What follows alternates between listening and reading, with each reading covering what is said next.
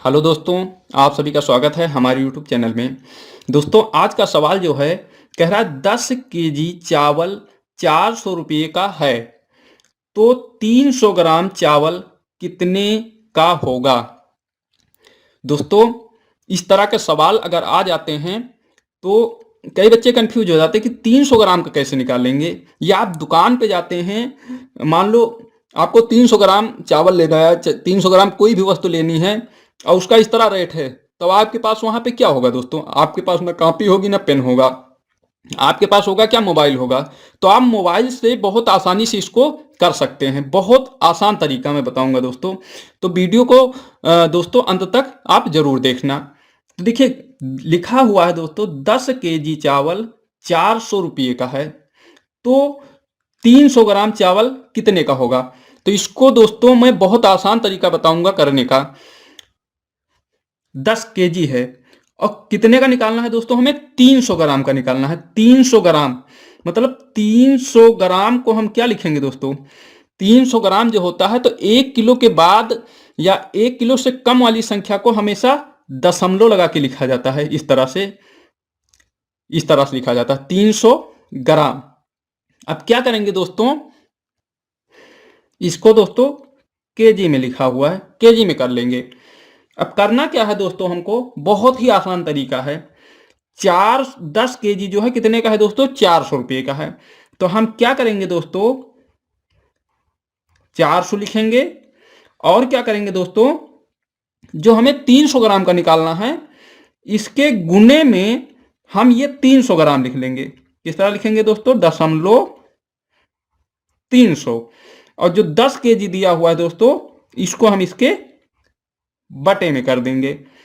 अब ये तो आप दोस्तों जानते हैं कि अगर दशमलव हटाते हैं तो जीरो बढ़ता है, तो दशमलव के बाद यहाँ पे 3 अंक हैं, तो अगर ये दशमलव हम हटाएंगे तो नीचे 3 जीरो बढ़ा देंगे। तो हमने ये दशमलव हटा दिया, नीचे कितने जीरो बढ़ाया दोस्तों? 3 जीरो, और ये दशमलव हट गया। अब हम यहाँ पे क्या देखेंगे, जब ऊपर नीचे जीरो बराबर होते हैं तो जीरो कट जाते हैं। जब ऊपर भी जीरो होता है नीचे भी जीरो होता है तो जीरो से जीरो कट जाता है। तो यहाँ पे इस जीरो से इसको काट दिए, इससे ये कट गया, इस जीरो से ये कट गया और इस जीरो से ये कट गया।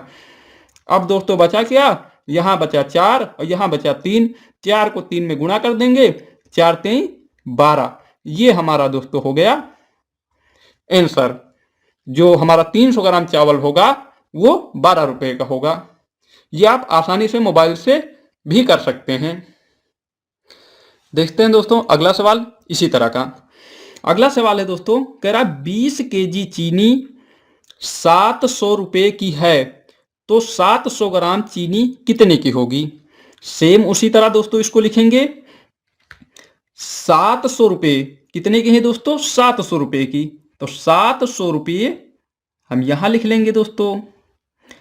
और फिर वही 700 ग्राम कह रहा है, तो 700 ग्राम का मतलब क्या हुआ दोस्तों? 700 ग्राम को आगे पॉइंट लगा के लिखा जाता है, तो इसके गुने में हम लिख देंगे पॉइंट 700 ग्राम हो गया।